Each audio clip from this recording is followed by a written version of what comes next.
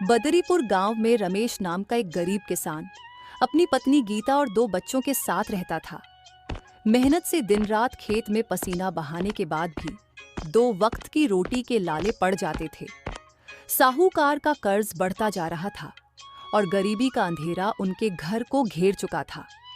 गीता, अब तो हिम्मत टूट रही है। खेत में कुछ उगता नहीं, मजदूरी करने जाऊं तो काम नहीं मिलता, बच्चे भी भूखे सो रहे हैं। जी घबराओ मत, भगवान ने हमें हाथ पैर दिए हैं, हम मेहनत से कुछ ना कुछ तो कर ही सकते हैं। लेकिन क्या करें, कोई रास्ता ही नहीं दिखता। कल मैं गांव में जाकर देखती हूँ, शायद कोई उपाय मिले। अगली सुबह गीता गांव के मंदिर की ओर गई। वहां उसने एक साधु बाबा को बैठे देखा। उनके चेहरे पर तेज था और वे बहुत शांत लग रहे थे। गीता उनके पास गई और अपनी परेशानियां बताईं। बाबा, हम बहुत गरीब हैं, दिन रात मेहनत करते हैं लेकिन कुछ भी ठीक से नहीं चलता। आप कोई राह दिखाइए। बेटी, मेहनत का फल जरूर मिलता है, लेकिन सही दिशा में की गई मेहनत ही फल देती है। तुम अपने पति के साथ मिलकर काम करो, सफलता जरूर मिलेगी। पर बाबा, हमारे पास कोई साधन नहीं है।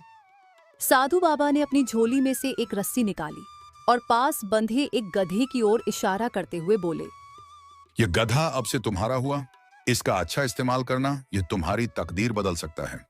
गीता को कुछ समझ नहीं आया, लेकिन उसने गधे को ले लिया और धन्यवाद कहकर घर लौट आई।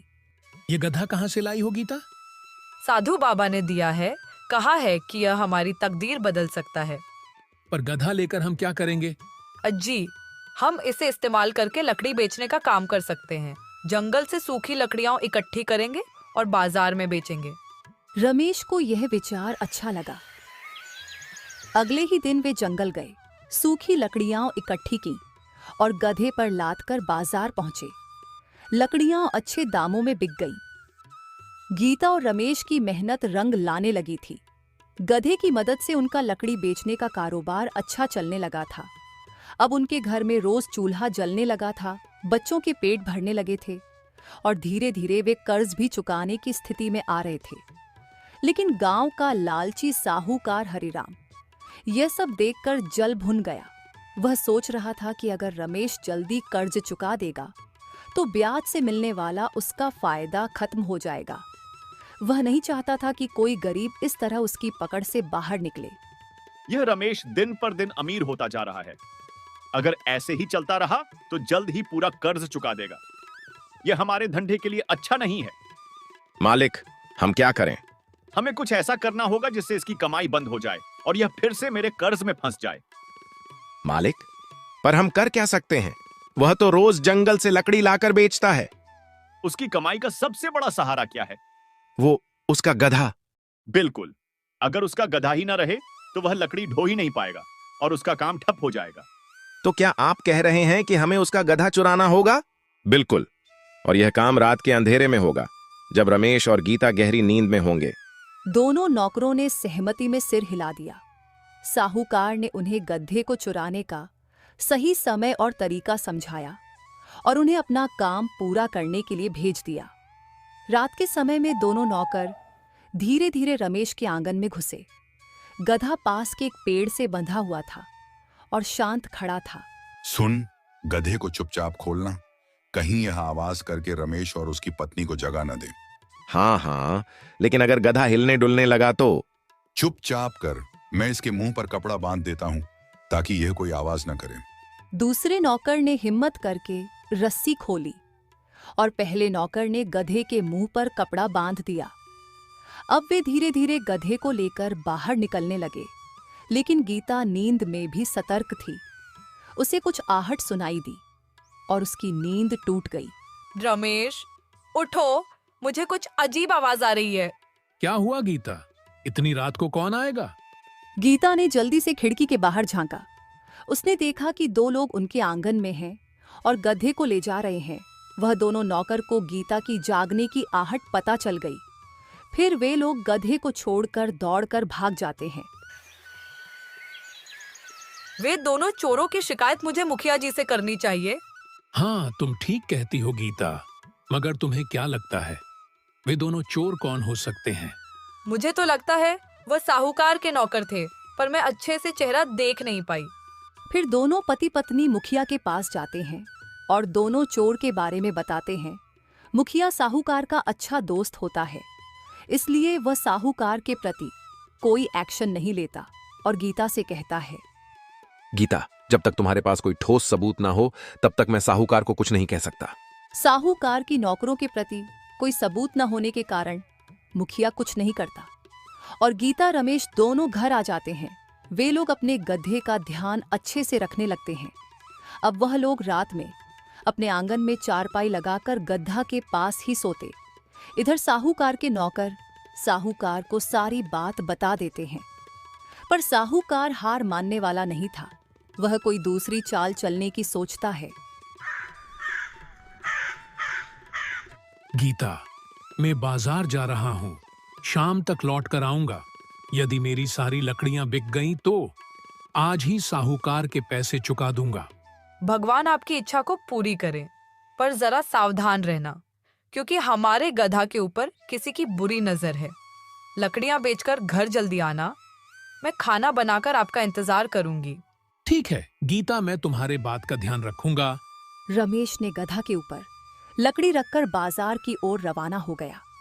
कुछ देर बाद बाजार में पहुंचकर एक तरफ खड़ा हो गया और ग्राहकों को आवाज लगाने लगा, लकड़ियाँ ले लो, सूखी लकड़ियाँ ले लो। तभी बाजार में एक ठग खड़ा था। उसकी नजर रमेश के ऊपर पड़ी। इस फटीचर को आसानी से ठगा जा सकता है, वैसे भी वह शक्ल से ही जन्मजात मूर्ख लगता है। ये सोचकर वह रमेश के पास पहुंचकर बोलता है, ए लकड़ी वाले, सारे लकड़ियां बेचनी है क्या? बिल्कुल बेचनी है हुजूर, लेकिन कीमत क्या देंगे? तुम ही बताओ क्या कीमत चाहते हो? 2 चांदी के सिक्के। सौदा महंगा है। खैर क्या, तुम लकड़ियां जिस हालत में हैं उस हालत में बेचोगे? बेच दूंगा हुजूर, इसमें क्या मुझे ऐतराज हो सकता है? तब ठीक है, ये लो चांदी का 2 सिक्का और अपने घोड़ा को लेकर जल्दी से मेरे पीछे पीछे चलो। बहुत अच्छा हुजूर। सिक्का लेने के बाद रमेश गधा को लेकर मुंशीराम के पीछे पीछे चल पड़ता है। बड़ी किस्मत से आज कमाई अच्छी हुई है। सोचते हुए रमेश मुंशीराम के पीछे चला जा रहा था।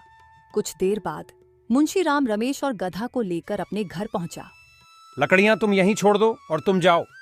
जैसी हुजूर की आज्ञा। ऐसा कहकर रमेश ने जैसे ही गधा से लकड़ियां उतारने की कोशिश की, तब ए कमबख्त लकड़हारा, रुक जाओ, ये तुम क्या कर रहे हो? हुजूर, मैं तो गधा से लकड़ियां उतार रहा था ताकि गधा को ले जा सकूं। अरे बदमाश, क्या तुम्हें सौदे की शर्त याद नहीं जो तूने लकड़ियां बेचते समय मुझे मंजूर की थी? कैसी शर्त हुजूर? मैं कुछ समझा नहीं। मैं तो आपको 2 चांदी के सिक्के के बदले सारी लकड़ियां बेची। सारी लकड़ियां ही नहीं, बल्कि सिक्के के बदले तूने मुझे अपना घोड़ा भी बेचा है। क्या तूने इस शर्त पर लकड़ियां बेचना स्वीकार नहीं किया था कि लकड़ियां जिस हालत में है उस हालत में बेचेगा? मुंशीराम की बात सुनकर रमेश के होश उड़ गए। हुजूर, आप यह क्या कह रहे हैं? शर्त के मुताबिक अब यह गधा मेरा है। तुझे अपनी कीमत मिल चुकी है, इसलिए तू यहाँ से चलता बन। नहीं नहीं, ऐसा मत कहिए हुजूर, मैं गरीब आदमी हूँ, बर्बाद हो जाऊंगा। रमेश बहुत गिड़गिड़ाया, लेकिन ठग ने उसकी एक नहीं सुनी, बल्कि उसने आसपास के लोगों को भी इकट्ठा कर लिया। देख लो भाइयों, इस लकड़हारे की चालाकी। पहले सौदा किया, अब मुकर रहा है और सीना जोड़ी कर रहा है। क्या यह रहम करने योग्य है या नहीं? नहीं नहीं, बिल्कुल नहीं। फिर इस गुस्ताख के साथ क्या व्यवहार करना चाहिए? मेरी मानो तो इसे सरपंच जी के पास ले चलो। बंसीराम लोगों के कहने पर लकड़हारे को सरपंच जी के पास ले गया, जो बंसी का प्रिय मित्र था, और उसने सरपंच को सारा किस्सा सुनाया। सारी बात सुनकर सरपंच जी ने अपने मित्र के पक्ष में ही फैसला सुनाया। लकड़हारे को अपनी सामान की कीमत मिल चुकी है और उसने ग्राहक की शर्त मानी है, इसलिए दोस्त उसी का है। अब गधे पर उसका कोई हक नहीं। यहाँ भी मुझे न्याय नहीं मिला। बेचारा रमेश अपने जले नसीब पर आंसू बहाता हुआ अपना घर पहुंचा। अरे, ये आपकी आंख में आंसू कैसे? सब ठीक तो है ना? क्या बताऊं गीता, हमारे तो भाग्य ही फूटी हैं। वैसे ही मेरे पास धन के रूप में कुछ नहीं था। आज हमारा गधा भी था। आज हमारा गधा भी हाथ से निकल गया। रमेश ने सारी बातें गीता को सुनाई। सारी बातें सुनकर गीता ने अपने पति रमेश की हिम्मत बढ़ाते हुए कहा, तुम जरा भी चिंता मत करो, सब ठीक हो जाएगा। भगवान के घर देर है पर अंधेर नहीं। दोनों पति पत्नी खाना खाकर सो गए। लेकिन सुबह दुख के कारण रमेश चारपाई से उठ न सका। अपने पति की हालत देखकर गीता बोली, लाओ वो 2 चांदी के सिक्के जो तुम्हें ठग ने कल दिए थे। मैं आज फिर से एक गधा खरीद कर लाऊंगी और मैं खुद बाजार में जाकर लकड़ी बेचूंगी। गीता रमेश से 2 चांदी के सिक्के लेकर बाजार की ओर निकल पड़ती है तो तभी उसे रास्ते में साहूकार मिलता है और कहता है, अरे गीता, तुम्हारे तो लकड़ी बेचकर अच्छे कमाई हो रहे हैं, फिर तुम मेरे पैसे क्यों नहीं लौटा दे रही हो? भीड़ गीता साहूकार को सारी घटना बता देती है कि कैसे उसके पति से गधा को ठगा गया। साहूकार मन ही मन बहुत खुश होता है। फिर गीता से कहता है, अरे गीता, तुम चिंता मत करो, तुम पैसे बाद में दे देना। मैं तो तुम्हें इसलिए कह रहा था क्योंकि तुम्हारे ब्याज दिन पर दिन बढ़ते जा रहे हैं और फिर मैं अगली माह से ब्याज को दुगना कर देने वाला हूँ। ये बात सुनकर गीता को बहुत चिंता हो जाता है और वे मन ही मन सोच लेती है कि साहूकार के पैसे मुझे जल्दी वापस करने होंगे, नहीं तो इतना ज्यादा ब्याज में कैसे भर पाऊंगी। मुझे कैसे भी करके पैसा कमाना है। ये सोचते सोचते वहां से चली जाती है और बाजार से एक गधा खरीदकर घर ले आती है। मैं लकड़ी बेचने जा रही हूँ, तुम खाना निकाल कर खा लेना। ठीक है गीता, तुम जल्दी आना, मैं तुम्हारा राह देखूंगा।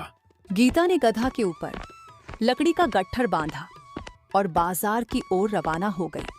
अगर मुझे वह बेईमान ठग मिल गया तो मैं उसे छठी की दूध याद दिला दूंगी। लकड़ियाँ ले लो, सूखी लकड़ियाँ ले लो, सस्ती में लकड़ियाँ ले लो। उस रोज भी वह ठग किसी को ठगने के विचार में बाजार आया था। उसने लकड़ियां बेच रही गीता की ओर देखा। वाह भगवान, आज फिर से मेरे लिए एक शिकार भेज दिया। कल मुझे एक गधा मिला था और आज भी मुझे फिर से गधा मिल जाएगा। ये सब सोचकर ठग गीता के पास पहुंचा। क्या कीमत है तुम्हारी लकड़ियां का? चांदी के 3 सिक्के मालिक। महंगा सौदा है, क्या दाम कुछ कम नहीं करोगी? सौदा 4 सिक्कों भी आपको महंगा नहीं पड़ेगा हुजूर। लकड़ियां बिल्कुल सूखी है, मंजूर है तो बोलिए। यह औरत तो बहुत चालाक लग रही है। खैर कोई बात नहीं, इसकी जल्द अक्ल समझ में आ जाएगी। ठग बंसी राम सोच ही रहा था कि तभी गीता बोल पड़ी। क्या सोच रहे हैं हुजूर? जल्दी बताइए, नहीं तो फिर मैं दूसरे ग्राहक को आवाज दूंगी। ठीक है, मुझे 3 सिक्के में यह मंजूर है, मगर लकड़ियां जिस हालत में है उसी हालत में तुम्हें बेचनी होगी। क्या तुम्हें मंजूर है? ठग मुंशी राम की बात सुनकर गीता चौंक पड़ी और मन में सोचने लगी। अच्छा, तो ये वही बेईमान ठग है। आज इसकी खैर नहीं, इससे मैं ऐसा बदला लूंगी कि ये मुझे याद ही रखेगा। अरे जल्दी जवाब दो, मेरे पास फालतू वक्त नहीं है। ठीक है हुजूर, बेच दूंगी, पर मेरी भी एक शर्त है कि आप भी मुझे पैसे उसी हालत में देंगे जिस हालत में वह पैसे होंगे।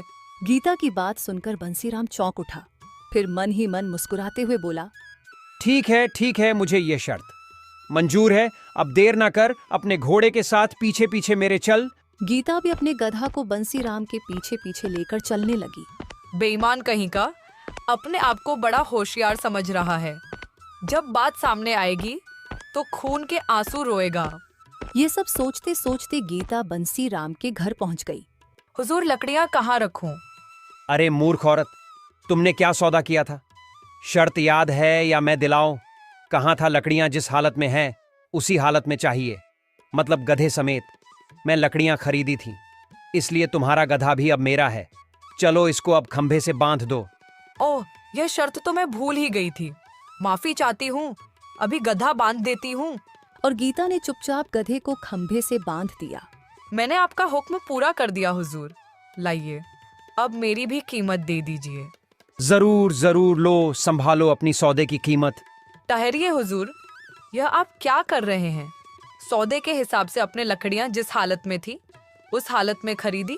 लकड़ियों के साथ साथ मेरा गधा भी आपको मिल गया, लेकिन आपने मुझसे भी तो यह वादा किया था कि आप पैसे उसी हालत में देंगे जिस हालत में वह होंगे। इसीलिए इस समय वह आपके हाथ में है। इसलिए सिक्के के साथ साथ अपना एक हाथ मुझे दीजिए। शर्त और सऊदी के मुताबिक आपको ऐसा करना ही होगा।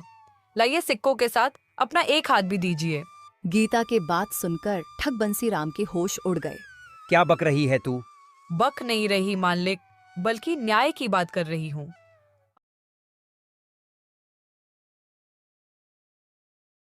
दीजिए। गीता के बात सुनकर ठग बंसीराम के होश उड़ गए। क्या बक रही है तू? बक नहीं रही मालिक, बल्कि न्याय की बात कर रही हूँ। आपको सिक्कों के साथ एक हाथ भी देना होगा। तुम्हारी यह मजाल, मैं कहता हूँ निकल जाओ मेरे घर से। ऐसे नहीं मालिक, अब तो मैं यहाँ से अपना हक लेकर ही जाऊंगी। गीता जोर जोर से चिल्लाने लगी। भाइयों और बहनों, मेरी बात सुनो। मुझे इस बेईमान मालिक से न्याय दिलवाओ। अरे ये तो लेने के देने पड़ गए। अरे मेरे पहले बात तो सुनो। अब तो मैं सिर्फ एक ही शर्त पर आपकी बात सुनेगी मालिक, कि पहले आप मुझे अपना एक हाथ काट कर दीजिए। अरे हाथ के बदले मैं तुम्हें एक घोड़ा, तुम्हारा गधा, सारी लकड़ियां और इन सब के साथ 4-4 चांदी के सिक्के भी देने को तैयार हूं। भगवान के लिए लोगों को इकट्ठा मत करो। गीता और बंसीराम का शोर सुनकर देखते ही देखते आस पड़ोस के बहुत सारे व्यक्ति वहां जमा हो गए और गीता ने उन्हें सारी बात सुनाकर अंत में बोली, अब आप लोग सभी फैसला करें कि शर्त के मुताबिक मुझे सिक्कों के साथ साथ इसका हाथ भी मिलना चाहिए या नहीं। हाँ, मिलनी चाहिए। बंसीराम, कल इसी शर्त के मुताबिक तुमने एक गरीब लकड़हारा से उसका गधा प्राप्त किया था। आज तुम्हें भी अपने हाथ को इसी औरत को देना होगा। बिल्कुल देना होगा, वरना हम तुम्हें जबरदस्ती सरपंच जी के पास ले चलेंगे। सरपंच जी की बात सुनते ही बंसीराम का चेहरा प्रसन्नता से खिल उठा। ठीक है, मैं सरपंच जी के पास चलने को तैयार हूं। मुझे पूरा विश्वास है कि वह दूध का दूध, पानी का पानी कर देंगे। गीता और बंसीराम इस समय सरपंच जी के पास पहुंचे, जो बंसीराम का घनिष्ठ मित्र था और इस बात की किसी को खबर नहीं थी। लेकिन वह भी सारा किस्सा सुनकर उलझन में पड़ गया। यदि मैं मित्र का पक्ष लेता हूं तो सारे लोग मुझे अधर्मी और न्याय है समझेंगे, और यह बात महाराज तक पहुंच गई तो मेरी खैर नहीं। सरपंच इतना सोच ही रहा था कि गीता बोल पड़ी। मुझे गरीब के साथ न्याय कीजिए हुजूर, और मुझे मेरा हक दिलवाइए। सारी बात सुनकर हम इस नतीजे पर पहुंचे हैं कि दोषी यह बंसी राम ही है और तुम्हारी मांग जायज है। लेकिन बेटा, तुम एक इंसान का हाथ लेकर क्या करोगी?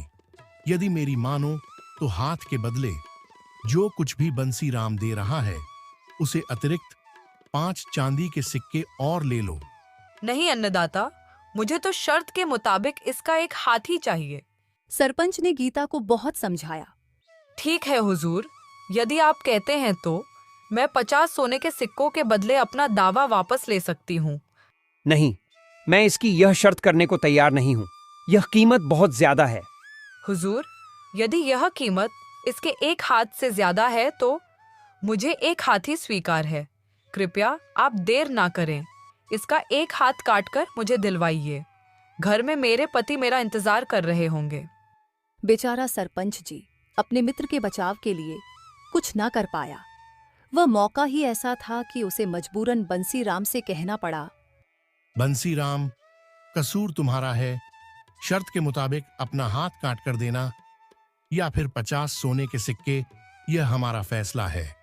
मजबूरन बंसीराम गीता को 50 सोने के सिक्के और साथ में गधा भी वापस करना पड़ता है।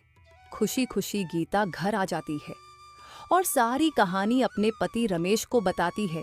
फिर गीता और रमेश साहूकार के घर जाते हैं और उसके सारे पैसे वापस कर देते हैं। इस कहानी से यह शिक्षा मिलती है कि चालाकी का जवाब समझदारी से देना चाहिए, न कि कमजोरी से।